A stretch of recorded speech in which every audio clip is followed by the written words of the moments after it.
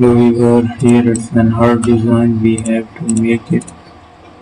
Again, we will take that design's shades as well. I will keep on editing, generates some designs here again. Let's make a structure, and that's the design we have it. Thank you for watching our video. Don't forget to subscribe my channel. So here we have it. Explore the different options.